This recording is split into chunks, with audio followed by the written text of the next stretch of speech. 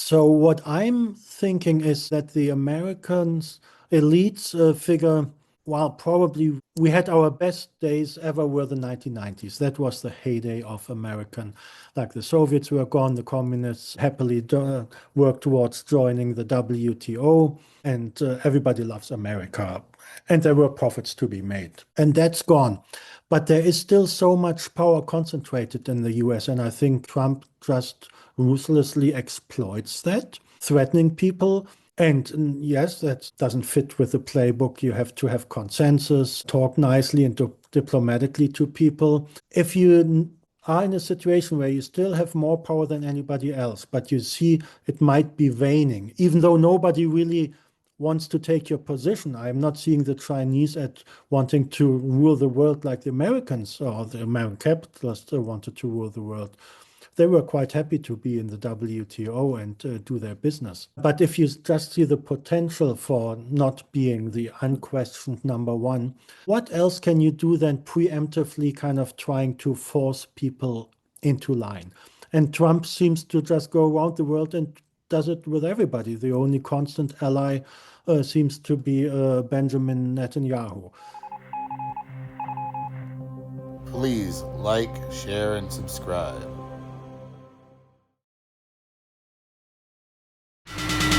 Rise, you workers, from your slumber. All you wage slaves, everyone. The revolution comes like thunder, and the age of hypocrisy is done. Hello, everyone, and welcome to another Class Unity event. Please like, share, and subscribe, and make sure to let us know what you think about this event in the comments. Also, consider joining Class Unity and making a donation today as well. So today we are going to be talking to Professor Ingo Schmidt about the topic of economics as class struggle. Ingo Schmidt is a professor of labor studies at Athabasca University in British Columbia, Canada. He did his PhD thesis on trade unions and Keynesianism. And he is also a blacklisted economist in Germany, where he is originally from. And he is also active in peace and international solidarity movements around the world. So today, the format that we have is Professor Schmidt is going to start off giving us a presentation that will probably last around 15 or 20 minutes or so. Afterwards, we should have ample time to have a Q&A session, just discussion amongst the attendees who are here for this event. So if you have any questions, feel free to put those in the chat, and I and also Daniel may read those questions to Professor Schmidt as we go along. Or if you prefer, you can also raise your hand and ask your question directly. So whichever you prefer would be totally fine for us. So without any further ado, then I'd like to open the floor to Professor Schmidt, Ingo Schmidt, to give us his presentation. Thanks very much, David. Also to Daniel. The three of us had some back and forth over email over the last couple of weeks, so thanks for the invite. And comes discussion time. Please just call me Ingo. I just mentioned that before we formally started. I'm a working class kid. I'm intimidated by the academy, and being called a professor makes me kind of, really? I mean, I am, but I'm also not, and it's true. If you're working class, you never really are a professor. People smell you out. But I smell them out too. And having said that, we are already in the issue of economics as class struggle. And what I'm going to do is talk to two aspects of that. One is I would call the left's farewell to economics, and the other, to reclaim economics for the left, is called Economics and Class Struggle, a Joint History. And of course, there's some conclusion I understand I'm a Marxist myself. We are historical materialists, which means often we are stuck in history and don't make it to present day struggles. But I will try to bring that history back to the present day to drawing some conclusions what to do with economics as class struggles. So starting with the left's farewell to economics. For almost a century, I would argue economics was the lingua franca of the left. This started to change in the 80s when neoliberalism started to rise. At that point, the more capitalists openly talked about economics, not so much about the great things the state can do and not so much about the greatness of the nation. Or whatever ideology they were promoting at a certain time. Mostly they started talking economics, and as they, and when I say they, I mean the bourgeoisie, the capitalists, the more they did that, the more the left stopped talking about it. Since that time, the 80s roughly, economics on the left is a thing for a tiny minority. Not many people on the left are interested. I understand on and off, there's some kind of bubbles of left economic populism. There was the alter globalista movement, people over profits. There was the we are the 99%. But those movements, by and large, seem to disappear without leaving visible traces. Maybe there are traces, but so far they're not very visible. If you talk to people who don't belong to this tiny minority of leftists doing, for whatever reason, economics, you encounter, or I have encountered over, I don't know, 30, almost 40 years of left economic activism and studying the following perceptions. Neoliberalism, that's an ideology that deceives people about their true interests. Keynesianism is a technocratic project ruling over people. Marxism is an economistic approach that sees people as hopelessly bound by economic laws. These perceptions of neoliberalism, Keynesianism, and Marxism have one common denominator: the categorical imperative that people shall have agency.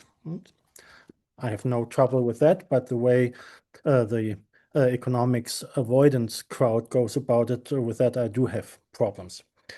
The conclusion on the side of the economic avoiders is don't concern yourself with economic issues if you're committed to human agency. Now, there are contradictions in these perceptions that lead me to the conclusion that economic avoiders on the left deceive themselves about being advocates of human agency. Contradiction 1. Discarding neoliberalism as nothing but ideological implies a quest for absolute scientific truth, which contradicts the charge against Marxism that it claims to possess such truth. What is lost in that deception represents just one side of ideology. The other is that ideologies allow people to, in the words of E.P. Thompson, to feel and articulate the identity of their interests as between themselves and as against other men whose interests are different from theirs.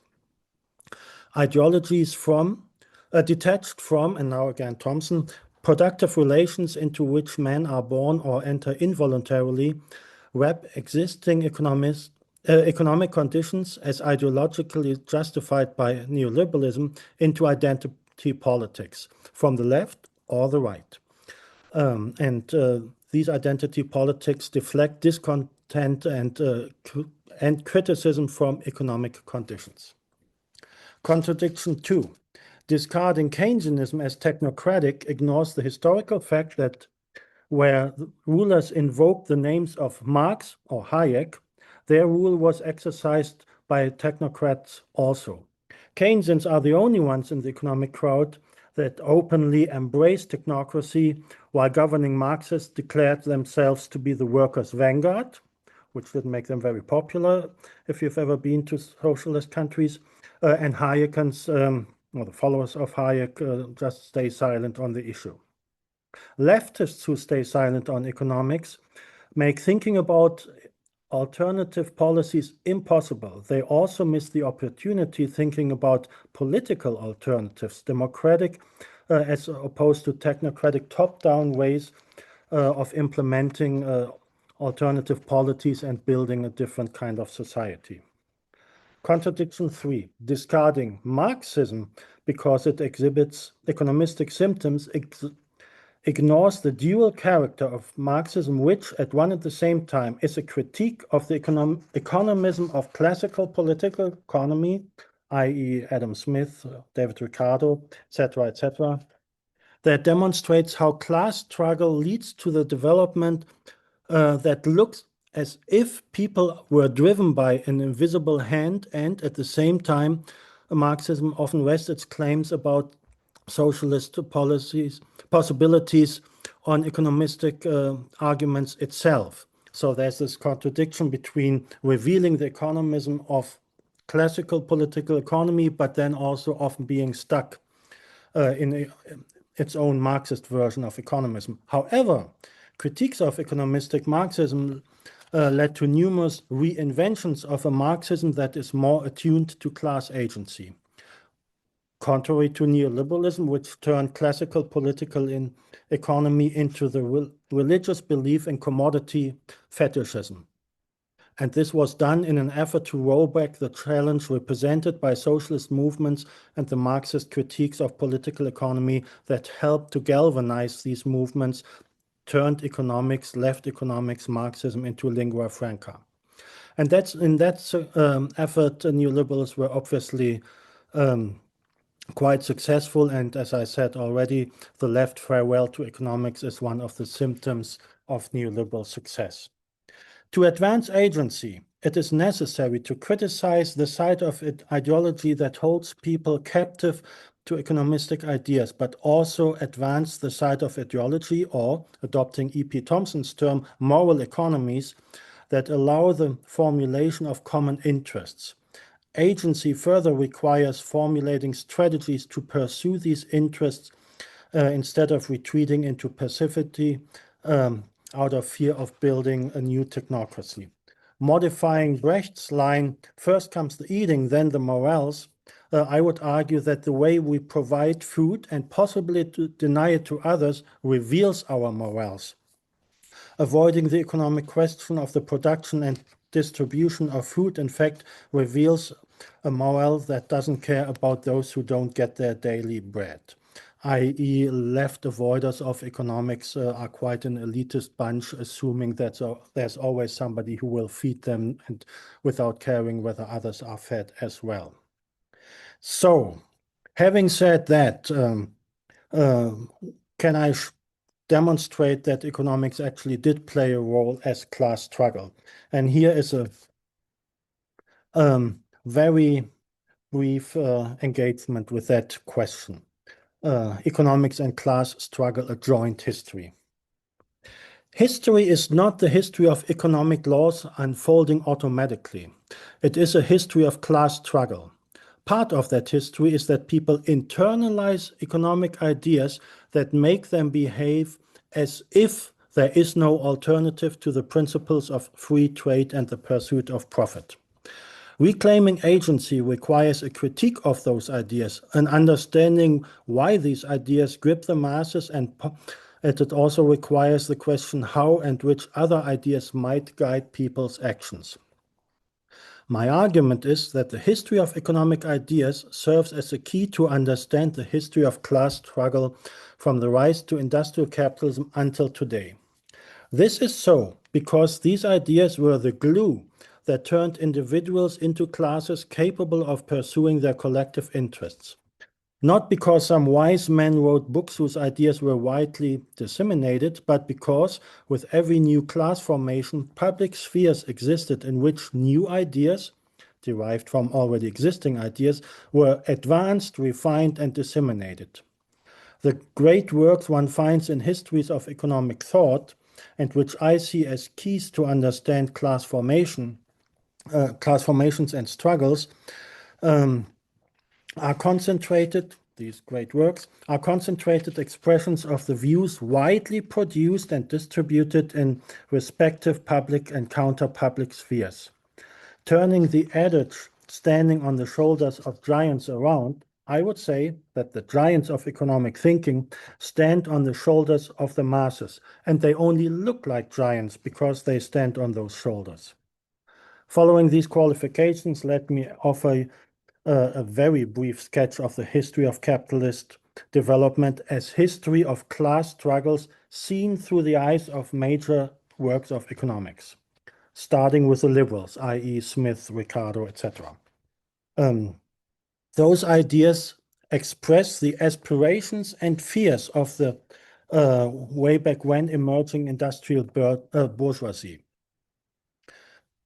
Adam Smith most notoriously represents the aspirations, pointing out as against feudal rulers that market expansion creates the potential for technological progress, hence we need free trade, and by the end of the day, the wealth of nations will be greater than it was before.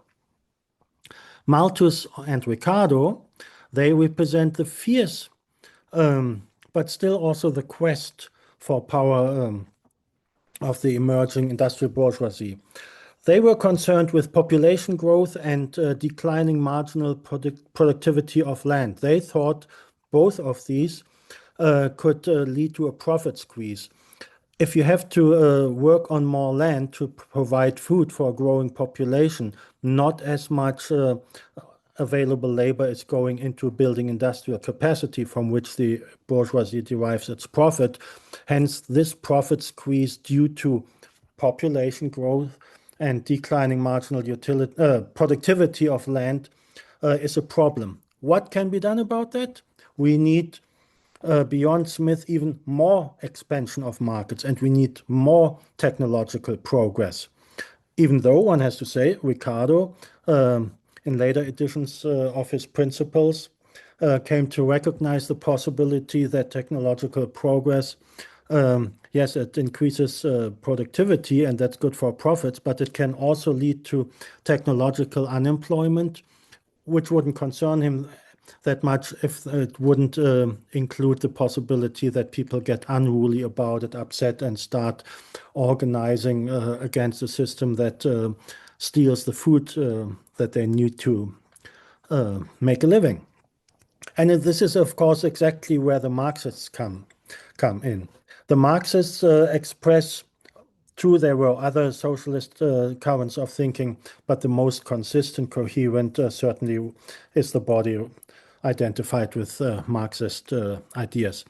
And these ideas helped galvanize industrial working classes. Aspirations, capital accumulation as propagated by the liberals is not a nice thing. It leads to crisis, but it also leads to the creation, the famous formulation, producing its own gravedigger, which is represented by the working class. So comes the next crisis, the workers are ready to take over the whole shop. Of course, there's a lot to say about the Marxists, also actually about all other currents of economic thinking. But the key challenge I find that the Marxists started to grapple with, not so much Marx and Engels, but later Lenin, Luxemburg, Bukharin, is imperialism, which made, or through their theories of imperialism, Marxists became aware of the fact that the division between capitalists and workers that Marx focused so heavily on goes hand in hand, or if you like Althusser, you could say it is overdetermined by the division between centers and peripheries. This division of the world, or north and south, whichever terms you like, creates the potential for social imperialism. It represents certainly a challenge to organize proletarian internationalism across the income divisions between the working classes, north and south. And when I now say working classes, looking at the south, it's important to keep in mind they're not all industrial working classes, whereas Marx obviously was very much focused on workers in the factories. But these challenges apart, Marxism helped turning industrial working classes and later anti-colonial movements into a serious challenge to capitalist and imperialist rule. serious enough to trigger a response on the side of the bourgeoisie, and that is represented by the ideas of John Maynard Keynes and his circle, or maybe I should say circles, but I will come to the plural here in a moment. So Keynesianism, we are now obviously in the 1930s, is all about co-opting the socialist challenge. Unlike the followers of Smith and Ricardo, and they still had their followers in the 1930s, they denied the possibility of crisis. But that was hard to sustain in the 1930s. We are speaking about the time of the Great Depression. So Keynes was ready to accept Marx's or the Marxist argument that capitalist development leads to crisis. But unlike the Marxists, Keynes rejected the conclusion that this tendency towards crisis can only be overcome by transcending capitalism, by moving from capitalism to socialism. That he did not want. Keynes thought he could tame class conflict through demand management done by the state. State taking out some credit, doing public works programs, creating employment, and we have a win-win situation. The capitalists make more profit than they did during the Depression. The workers have jobs and everything is fine. Now, possibly unlike many Marxists, I would say that this idea of taming class conflict put Keynesianism on the front line of the class conflict between capitalists and workers. And it led to a division amongst the Keynesians between right and left-wing Keynesians. Right-wing Keynesians, very prominently in the US, would be Paul Samuelson, would argue, yes, there's problems with the business cycle and we have to jumpstart private investment.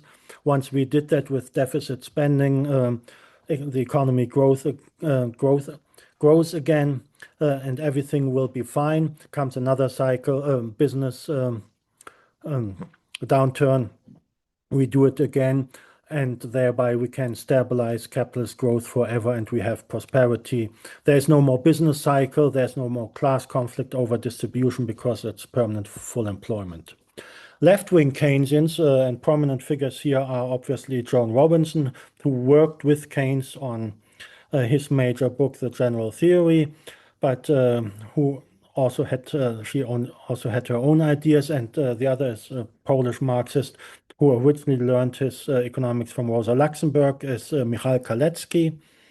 They actually thought that the means of deficit spending, demand management are just first steps towards socialism.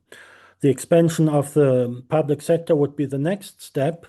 And you could say that left Keynesianism reinvented a socialist reformism against revolutionary Marxist ideas. And one can endlessly debate how far they went in building welfare states, and in the South actually also developmental states. But capitalists were very quick to see a potential danger in Keynesianism, the danger of a profit squeeze. And if you look at the development of Keynesianism in the 70s, we have accelerated inflation and we have accelerated accumulation of public debt. And I would say those are the results of class struggles happening under full employment capitalism, because workers were in a position, if profits aren't doing that well, capitalists raise the prices, while workers were in a position to negotiate higher wages. And then the price-wage spiral, as I would call it, as opposed to the wage-price spiral, keeps turning and turning. So what can be done? After socialism was co-opted by the Keynesians, the neoliberals, that's Hayek and others, thought it's time to roll back the socialist challenge, even if it means reinventing the unemployment, which in the 30s was the point of departure for Keynes, saying, well, if this goes on for too long, at some point, even the most conservative worker might join the Communist Party. Whether that was a real threat or not is a different question, but it was perceived as a threat. So what the neoliberals did was, of course, they are totally anti-state in words, but in deeds, they happily used what had developed during the Keynesian era, the big government, the Keynesian state apparatus, to roll back the public sector and wages. That weakened bargaining power of workers. Profit squeeze was warded off. Profit rates went up again. And they also paved the way, and this was not the political response, that's the response, or the response by governments, but a response by capitalists, through relocations, automation, and the reorganization of firms. Capitalists during the neoliberal era started to unmake working classes that had been integrated into the Keynesian state. With union representatives, the rank and file just had to wait till the union boss had negotiated something, which led to a loss of traditions of class struggle, how to organize a strike, how to sign up new workers for unions, etc., etc. So these integrated working classes were unmade.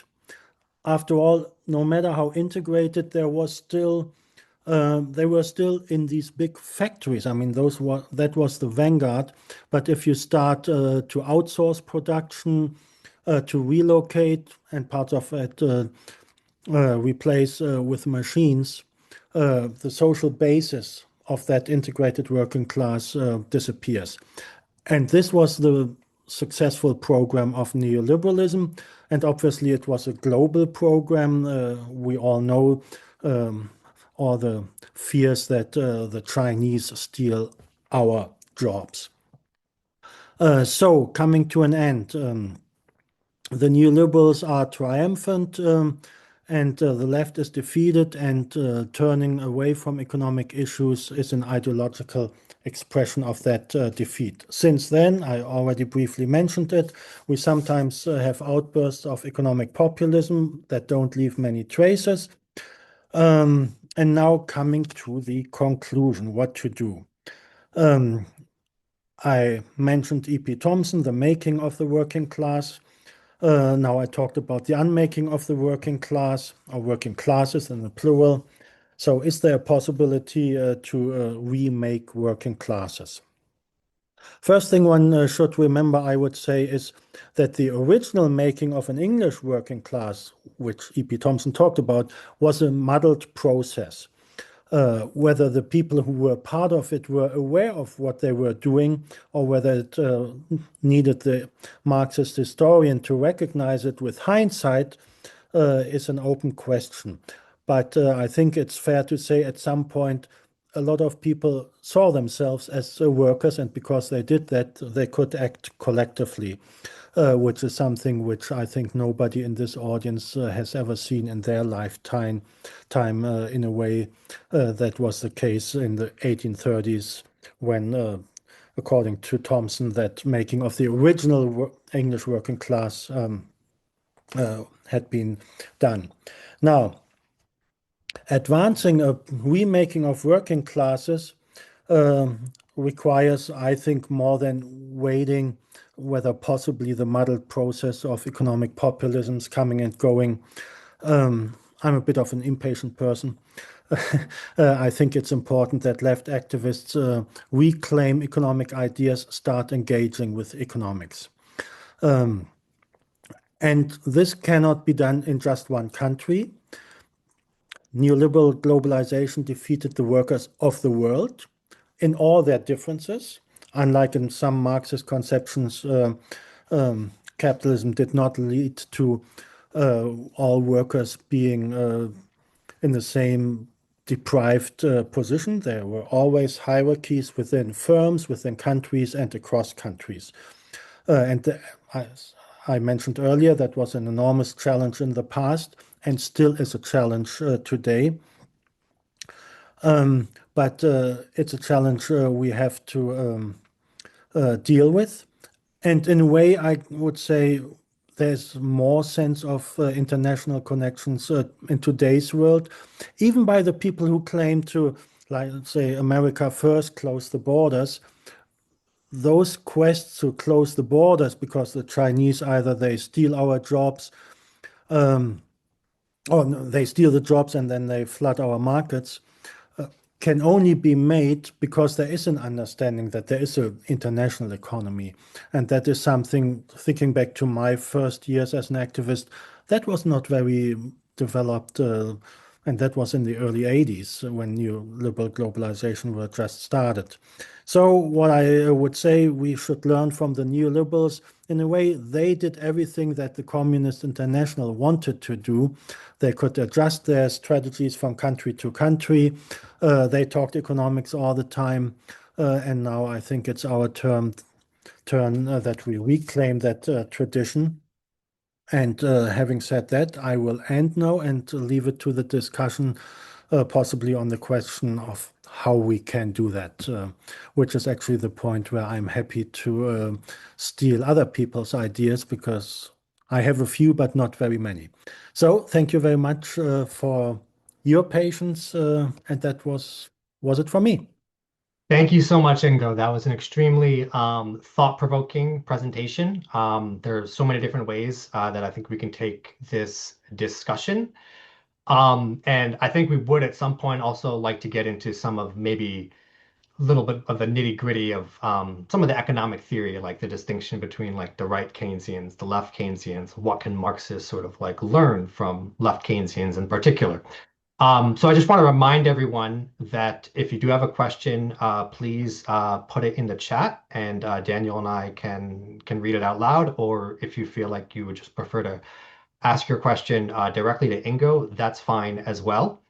But it seems to me that like I really like your project in many ways is fascinating in terms of like reinterpreting the history of economic theory, kind of like putting it in conversation with the history of class struggle and also just capitalist development in general, which I think is a really fascinating project that I really haven't seen anyone else do. Um, but on the other hand, you're also your main point, which you just kind of came to at the end, it really is like you kind of bemoaning the fact that the left over the past like 40, 50 years has really kind of turned away from economics and turned away from studying economic theory. So I thought that that might be a good place for us to sort of start our discussion if no one else has any other question. I'm pretty sure that Daniel um, had a question that he wanted to ask that was sort of along those lines. Yes, thank you. Thank you very much for your presentation, Ingo. I do My have a pleasure. question about this. I have my own views, I guess, but I'm curious to hear yours and see what you think. I'm wondering why you think it is that the leftists, even people who call themselves Marxists, and Marxism ceased to be concerned with economics and class, as you mentioned. You said that it's so, but I want to know why you think that's so. And I mean, one thought is, they just became academics who got bored with like STEM approaches, with quantitative social science, and started to read humanities stuff instead. I don't know.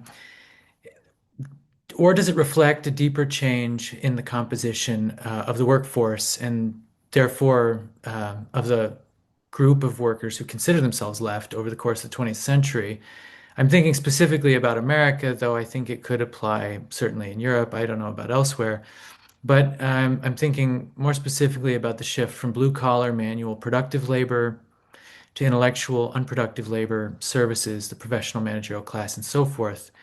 Um, if you look at the 20th century, there's a point where the decline of the blue collar manual working class and the ascent of the intellectual laborers, the white collared salaried workers who work with their hands. Nowadays, we talk about bullshit jobs and so forth, where the PMC became, along with services, the majority. So if this might explain why the left changed. It just is no longer that thing that we're acquainted with from history. And if that's the case, I wonder whether there's any continuity between the current left, the post-new left, and so left after the 1960s, and the old left at all, if there's a chance of reemergence of a class-based left. And I mean, finally, one thing I'm curious about, and this might be a bit dark, but it seems to me that the substitution of identity for class nowadays is functioning something like controlled opposition. Whether it's intended to or not, that's what it does. We could think here of the non-communist left or the acceptable left, so-called. So any insight you could shed on even, and I'm not expecting a knockdown argument, but what you think, like, why did this happen? Okay, this is not a coherent, but it's just different aspects. So what about leftists becoming academics? As I mentioned, while I'm working class, I grew up with my parents told me, you should have it better than us. And of course, they had it better than their parents because they didn't live, they're the generation of the economic boom, of the big prosperity. Workers started having television sets and cars. And that triggered, and neoliberals were quick to realize that an acceleration in expectations that there should be ever more. The next generation should have it better. And of course, was what the Keynesian said. Yeah, this is exactly how we avoid class conflict. And to a certain degree, it worked. This is where the rise of the professional middle class comes from, right? Many blue-collar jobs were already. Automation goes back to the 1950s, the first wave of it. So there were these academic jobs where you wouldn't destroy your lungs if you work in a mine, or your back if you go logging or whatever. And I mentioned the public spheres that were crucial for class formations.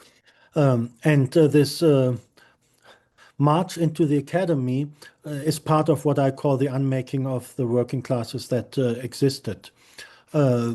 Once you're in the academy, you have to adhere to certain rules. And I jokingly said, well, I'm not really a professor because I am working class and I smell differently.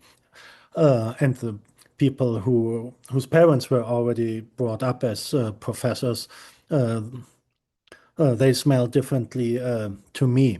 So there is no connection to either these old blue-collar workers who often were unionized. And of course, Marxist sociologists are quick to point out, yeah, but wage labor is bigger than before. All true. But there is no tradition of thinking about themselves as working class. The organizing models that we know for unions, for example, they're all going back to the industrial working classes. It's industrial unions and efforts to organize service sector workers, particularly then since capitalists started to have more precarious types of work. At some point, unions came to understand, well, if they don't provide permanent jobs, we can't organize them. And I think, well, I thought unions were originally founded because they had precarious jobs, and the steady jobs only were a success of organizing. Now it's expected that you have those kind of steady employment, and if you don't have it, you can't organize it. And we still haven't made any breakthroughs at Starbucks comparable to what the auto workers did in Flint, Michigan in 1936. And if you end up in the academy and as a lefty in the academy, kind of you're cut off from these real world struggles to a significant degree, even though more and more you are under precarious academic conditions yourself. I mean, that's the irony of it, but the competition often seems to make it even more difficult. And last comment on that, Schumpeter, writing in the 40s, was very perceptive. I mean, he has a theory of crisis which is not about organic composition of capital rising and profit rate falling. It's actually not an economic theory at all. It's a sociological theory saying that more and more of these intellectual workers, and there are more and more because you don't need as many blue-collar workers, they just lose their belief in capitalism, and that's a problem. And they reorganize the academy in such a way that you're so busy. Like, I mean, it's a rat race. and then engaging in union struggles seems to be next to impossible. Yeah, so I said something about the academy, about changing class positions. Last point on this question, why turning away from economics? I think there's a deep-seated disappointment, which is now already passed on through a few generations of leftists. I mean, if you look back at the late 60s, early 70s, there was a euphoria which with hindsight looks kind of obscure because capitalism never provided better for workers, at least in the centers of imperialism, than ever before. But all of a sudden, there was a generation of young radicals discovering Marxism and reading about crisis and saying, the crisis is coming. And sure enough, it did come.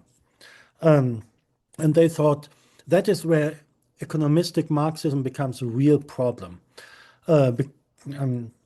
I can pull out lots of texts that say that the crisis is coming and the workers will rise up. And that's what these young activists were believing. But then they had to notice empirically, well, they didn't rise up.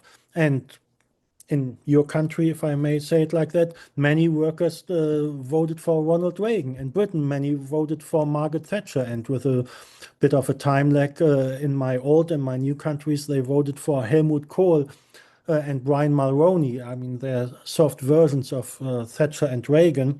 But nevertheless, there was working class support for neoliberal policies. And I think this is why it's so crucial to understand why workers buy into these ideas whose application ultimately hurts them. But my sense is that I call them 68er generation, that was such a disappointment, such a shock. Enzo Traverso, I don't know if anybody knows him, he was in the Fourth International at the time. He wrote a book about left melancholia. And I think, I mean, the guy is now in his 70s, I believe. Ended up as a professor at Columbia University. So he represents very much this from here comes the crisis, then comes the class struggle from above, and what really came was the successful class. Then comes the class struggle from below, and what really came was the class struggle from above. And I think there's a bit of wallowing in that defeat, and that I believe is since then kind of don't burn your fingers with things that might only disappoint you. And I think that's where identity politics took off. Because if you don't really challenge capitalism, you won't be disappointed the same way. And at this point, I would say that identity politics, yes, I think it mostly came from the left, though a very different kind of left than the one that I'm talking about. But it was very successfully co-opted by the neo-Nazis.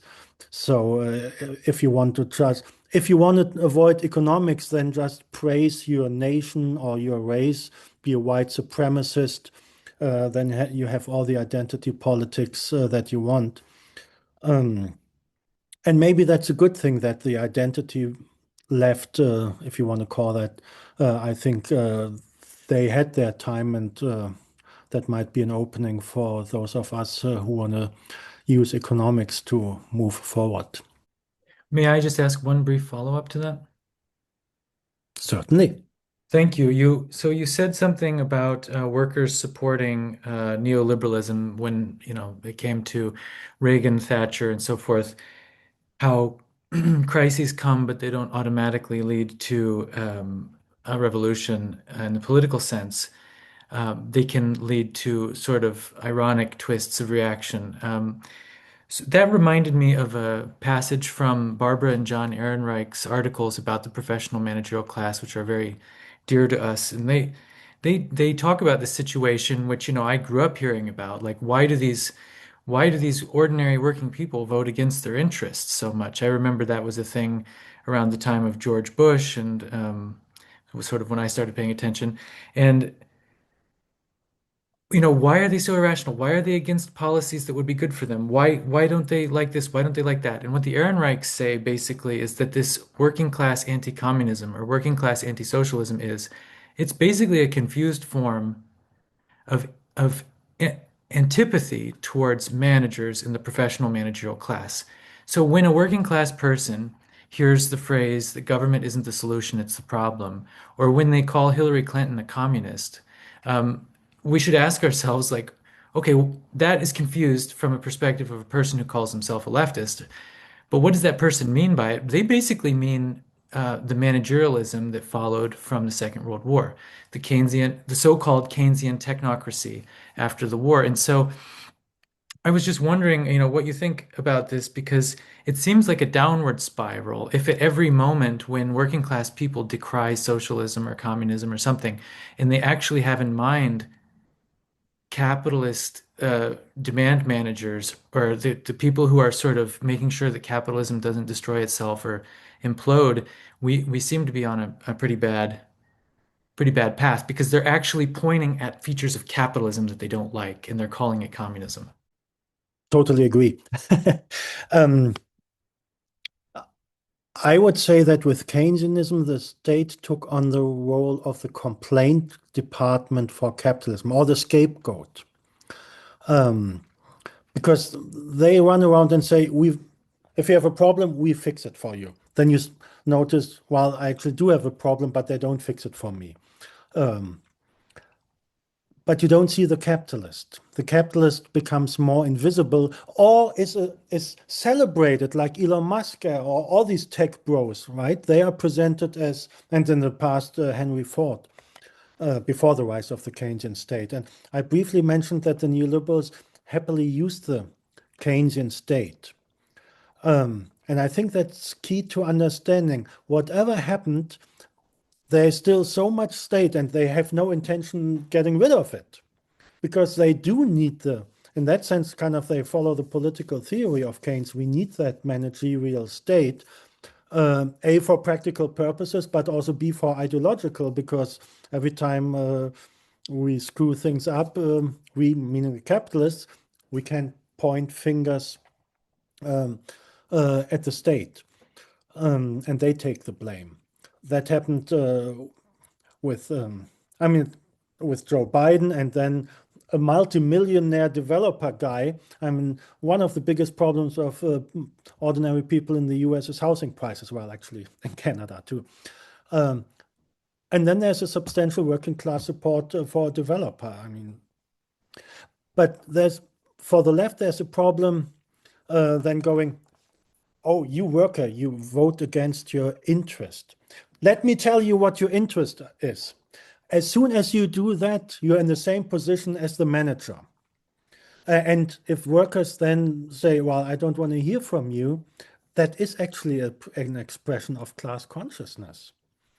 One final thought on that one. I also talked about neoliberalism turning commodity fetishism into a religion, or advancing what Marx had written about, because there is a real world experience. It's not just ideology that in a certain way markets work. There's all these analogies between if the bakery can sell their buns by the end of the day, they lower the price, and when they close the shop, everything is sold.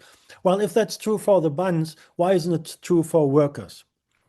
If they can't sell their labor power, it's probably because it's too pricey. And I learned something about economics populism, not from the left, but from liberals, shortly after coming to Canada, sharing a boarding house with blue-collar workers. And I was kind of an odd bird in there as a working-class kid teaching at the university. And they were all precarious workers. They didn't have union jobs.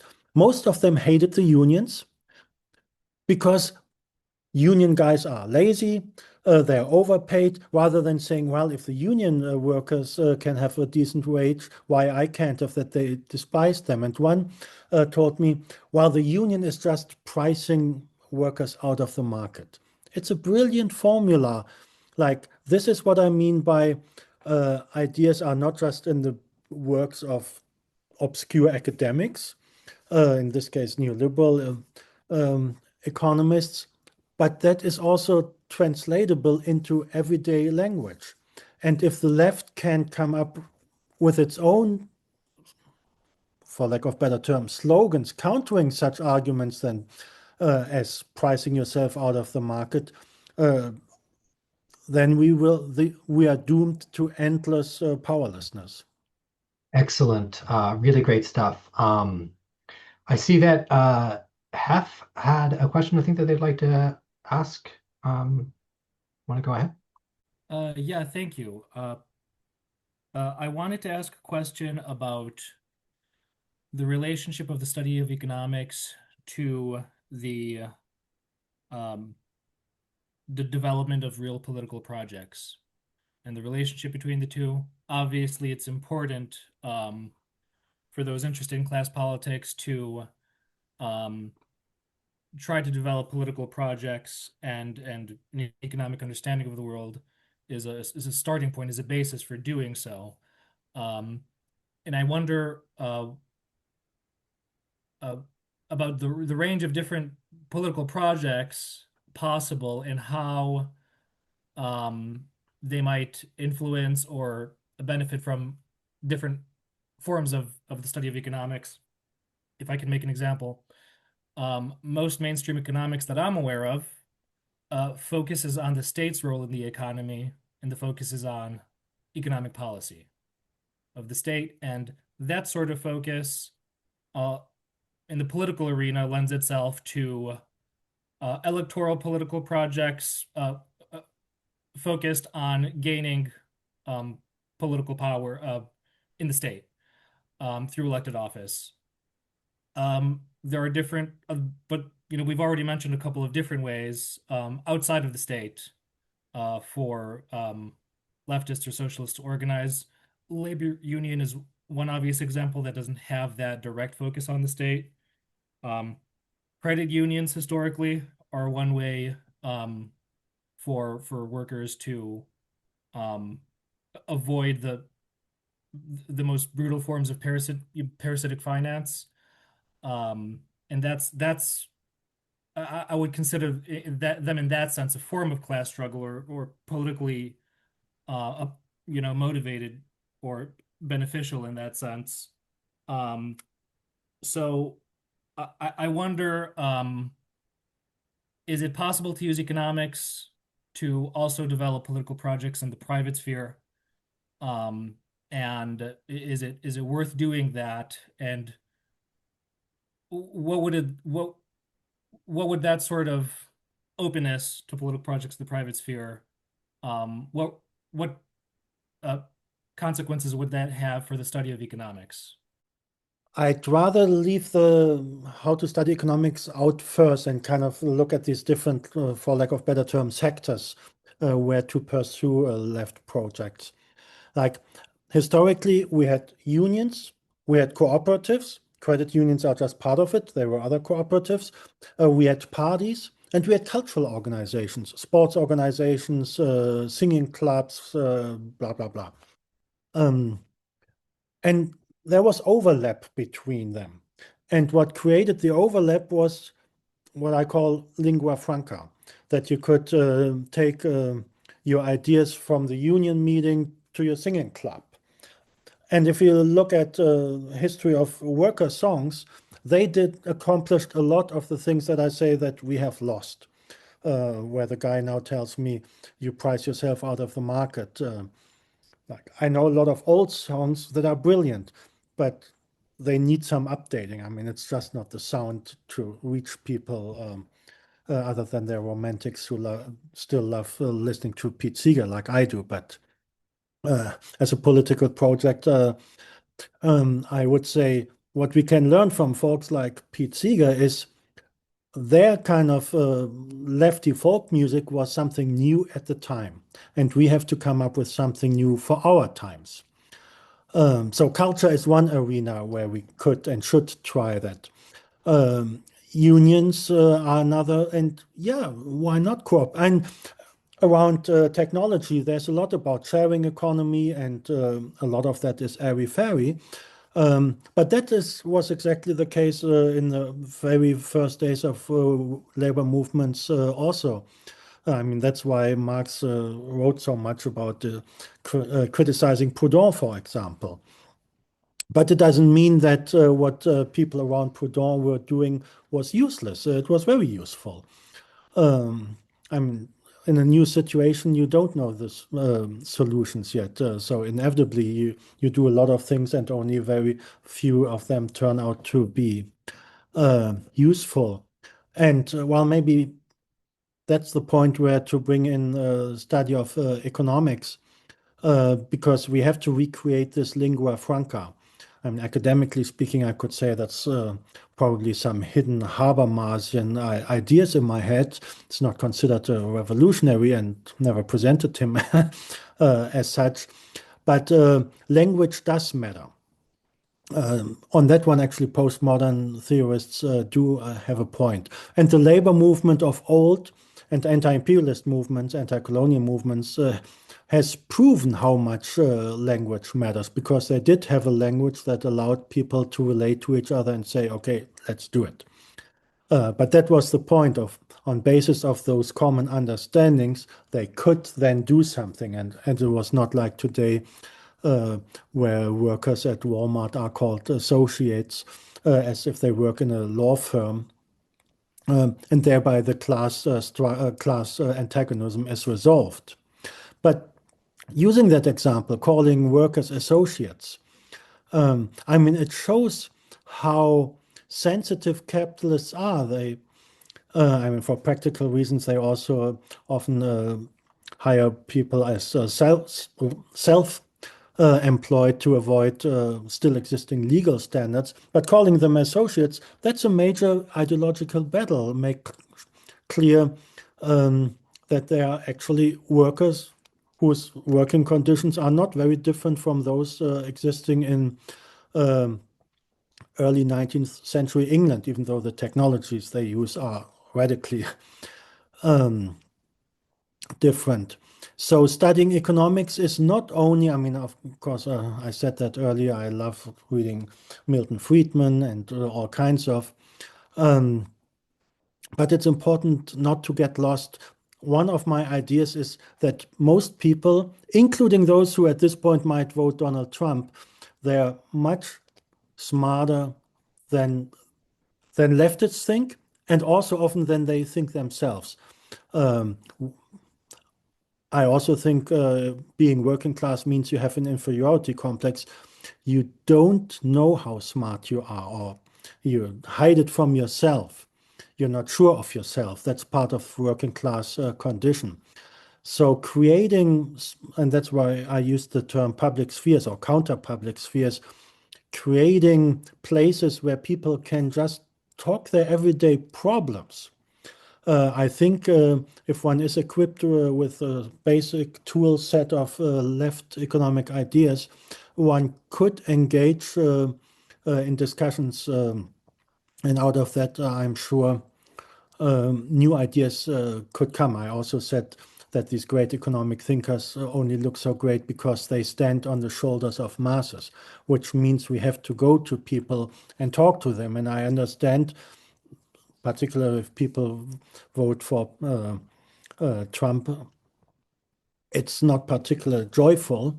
But there's always these snippets. You could even say there is some kind of inverted class consciousness.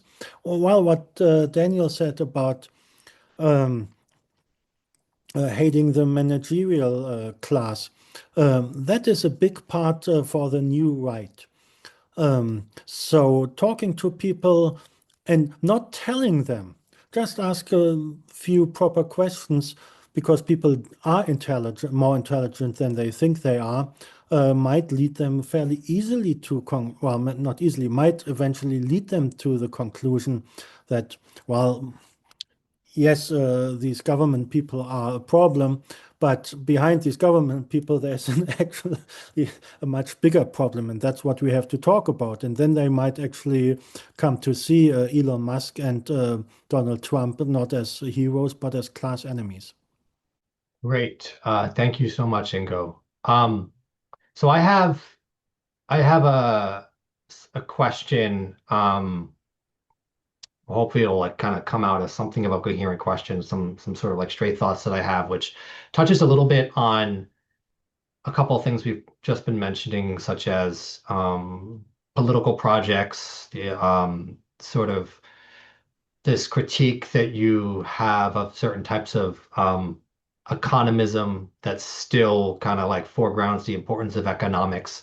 And one thing that came through a little bit in your presentation that you gave earlier, um, and also in the piece that you circulated beforehand, is this idea of kind of like wedding sort of like economic theories to almost like a moral language, or providing a moral appeal, or like we can use E.P. Thompson's terms of like a moral economy.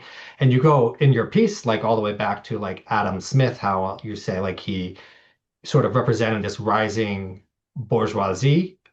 His economic theory, I think you actually read it conveniently, it puts industrialists into the driver's seat. On the other hand, it also sort of provided a narrative with moral appeal to other social strata seeking to escape feudal oppression and exploitation. And that comes from your article there. So I'm really interested in, I guess, this kind of intertwining of like um, economic theory, sort of representing particular class interests, but also the importance of having sort of like a moral appeal. And this is also part of like, the creation of like cross-class alliances and so on, which maybe we'll get to talk about in a bit as well. And so I'm thinking like famously, look at more recent times, famously like the Reagan coalition, like brought together Hayekian, like neoliberal economists, with sort of this like crusading, like moral majority of like the new Christian right, really popular in the 1980s. But in recent years, we've sort of seen um, I would say like the emergence or like the embrace of some on the right of a more sort of, I guess, conservative social democracy is maybe the way that you could describe it, particularly, in the United States. Um, and this also comes with an embrace of more sort of like traditionalist Christian values as well. For example, Compact magazine is one of the sort of like the places where a lot of these writers, express their ideas and so on. I guess my question is like, do you think that the emergence of this new sort of like political coalition, on the one hand, has anything to do with like changes in political economy, the political economy of capitalism? Um, Secular stagnation, asset inflation, and like the dominance of like rentiers over productive capital.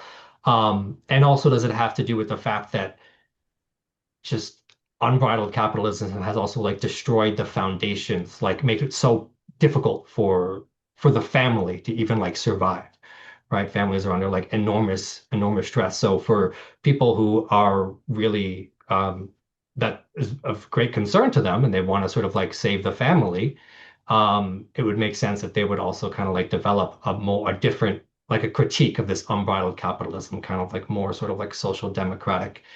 Um, so I'm wondering, I guess, on the one hand, my question is like, do you think that the emergence of this new political coalition has something to do with sort of like changes in political economy on the one hand? And I guess the second on the, second question, the second part of the question is, do you think that socialists can learn something? Can we take any lessons maybe from this new coalition, which on the one hand speaks kind of with a more sort of conservative valence, but it's also like critiquing like rentiers and like the excesses of capitalism as well.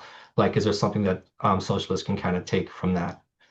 I criticized 68 a Marxist, then young Marxists, for reading some Marx, and then comes a passage about the crisis and how after that the death knell of capitalism has rung and the workers will rise up.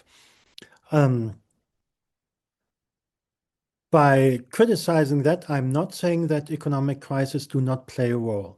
Like on that, like empirically, I would say major economic crisis, maybe not every business cycle, but like in the 70s and then 2008 and the following years, those were, or before that, the 1930s. Those were major crises, not just economically, they were also ideological crises. because if you just look at the statistics, success of new right parties, it really took off after the financial crisis and world economic crisis. And that led to ideological realignment. And if you now have the new right talking about or criticizing the woke and the globalist, I mean, if you're not part of that kind of left, you will have a hard time not saying absolutely true. And I do remember the 90s vividly because that was when globalism had its heyday. And I remember writing for a union paper where I challenged the view that with the internet and the personal computer, if anybody remembers what that was, at that time it was a revolutionary new thing. And apparently it would create endless prosperity. And if you challenge that, even union people would say, no, no, now it's. And it had a certain success, and it also had this, and globalization, and we are in contact with other people, and that's great. We just have to culturally be more open. And nobody would say, well, you're not interested in Chinese culture, you're just interested in exploiting, super exploiting Chinese workers. And then the crisis came, very much as described as Marx would have said, it will come. It really happened very much in a Marxian way. And an ideological realignment was necessary because, just like Marx has always said, while this will produce a lot of discontent, and just you could almost say during all major crises, right-wing or capitalist ideological alignments were more successful than left-wing realignments. Actually, even in the 30s, I said Keynes was concerned that at some point every worker might join the Communist Party. There was also a certain working class support for the Nazi Party, which we should not forget. So the Nazis were also very good at exploiting the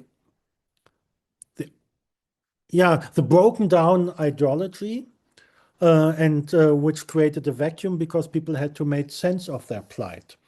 So, and at this point, the new right is very good at that, and the left is almost, well, like I say, there's here and there something is happening. They just elected a socialist mayor in New York City. That's great. So it's very much in flux, but at this point there is still nothing. I use this term glue, that ideas become a glue. And here I'm not talking to ideas as formulated in the major economic works, but as in these formulas that ordinary people can use. So yes, we can learn from the new right because they were very quick jumping at the opportunity and we were very slow. And there's one, maybe I said that people on the left engaging in economics are minority. I mean, what do you do if you feel your own weakness? You might actually retreat in economistic positions because, well, I can't excite lots of people, so what can I do other than hoping that somehow the crisis will stir up? And another response that I've seen was that you very much retreat into, look, I have read all these books. Nobody's interested in all that knowledge that I gained from them. Now I really have to tell somebody. And if somebody makes a mistake listening to you for 5 minutes, and you notice I'm doing that, I answer endlessly on every little question. So it reproduces this, we have to tell people. And I mean, this is a small activist gathering, so I don't feel too bad about it. If I do that with my working class neighbors, they would say, well, we knew Ingo was an egghead. Daniel, did you have a question that you wanted to sort of like follow up on Yes. with this line? Mark, the other question I had, last one, is about, I guess, the current increasing tensions between, let's say, blocks, geopolitical blocks in the international level, what do you think is this? What do you think is going on now? What do you think the period is that we're entering, especially with all of this stuff all this stuff that's pressure that's mounting with Venezuela? It seems like the United States might enter another sort of Iraq situation just on our border. I'm wondering, I remember the protests against Iraq. That was what politicized me, and there's none of that that seems to be materializing now. It's not clear what exactly is going to happen, but what is clear is that in the last 20 years, popular opposition to these things doesn't really seem to be manifesting except online. So I'd just be curious to hear, like, what do you think the relations are between the NATO blocs and BRICS, maybe Russia, China, but especially like what do you think will happen in the Western Hemisphere if American empire declines? Can we expect a bunch of conflicts with Latin America? Ooh, um, I may miss my blues concert. Um, um, Last now, question. oh, and that gives me enough to talk for another 3 hours, but I won't, I promise. Um, I'm not sure the term blocks is an apt description. Um, I mean, there's ideological forces who can try to construct this. There's the democratic world against the authoritarian world. That was Joe Biden. I mean, he was big on that. Then Trump gets elected, and it becomes a bit embarrassing because where's the difference between Vladimir Putin and I'm not anti-Russian as Joe Biden was, but where's the difference between Putin and Donald Trump, other than Putin possibly being a better politician? Well, I'm not sure. Trump, in his way, is a brilliant politician. Um, just looking at the recent national security strategy, I don't know whether that was a big thing in the US. In European news, it was big because European bourgeoisies, after the Second World War, they had to come to terms with not ruling the world anymore.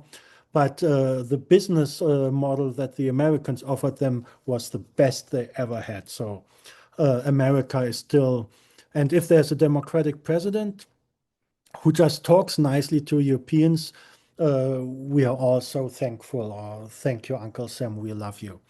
And Donald Trump slaps the Europeans in the face and says, I think you're a bunch of useless. In a way, that's actually true.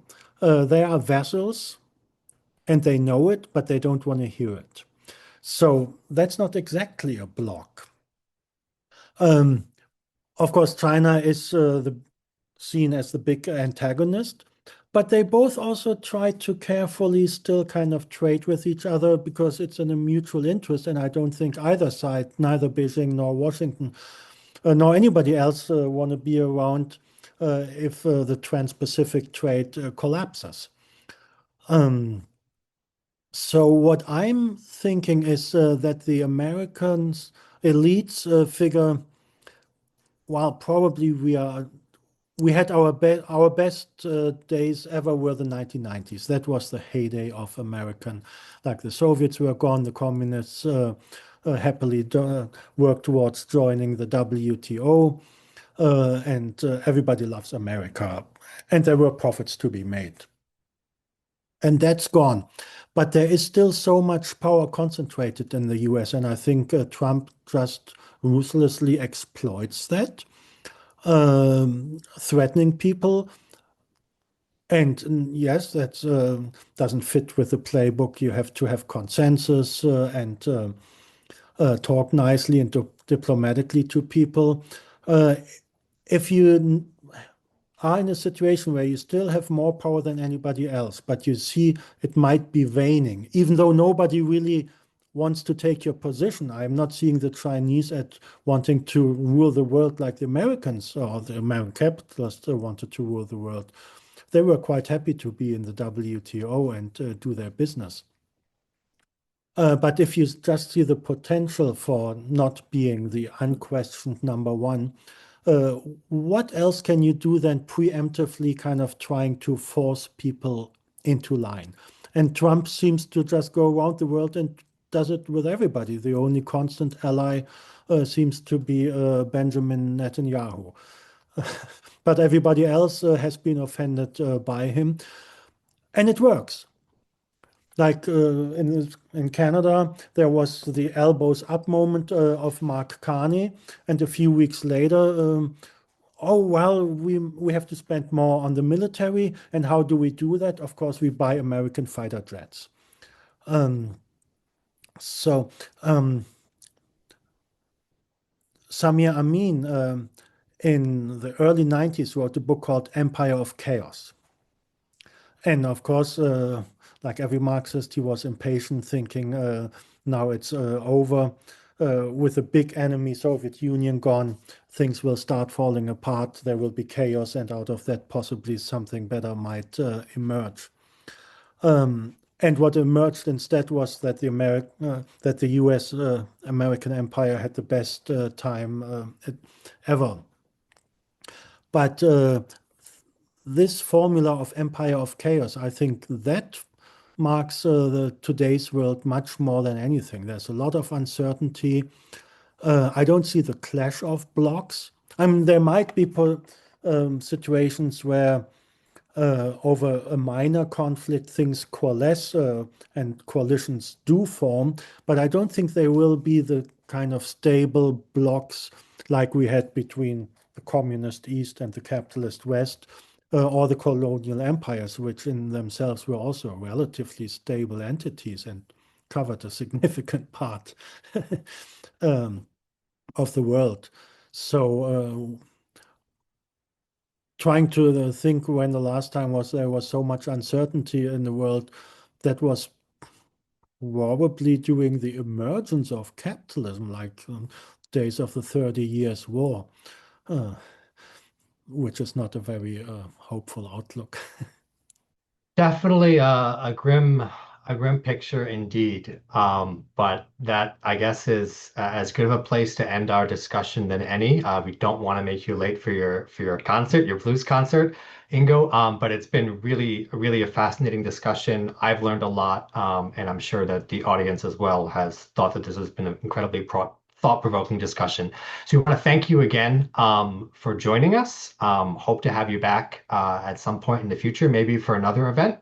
Also would like to thank the audience for participating. And for those of you who are watching, if you have liked this content, please be sure to like it on YouTube, share it, hit subscribe, and you can also make a donation to Class Unity and consider joining if you feel so inclined.